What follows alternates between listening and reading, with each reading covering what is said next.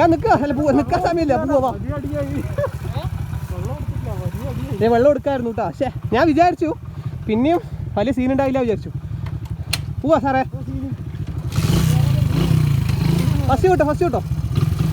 ആന റേഞ്ച് നിന്നെ തോണ്ടട്ടെ, സെക്കൻഡ് എന്നെ തോണ്ടും. അപ്പം പന്നിയൊക്കെ ഇല്ലേ, മുന്നാണ് കാര്യം.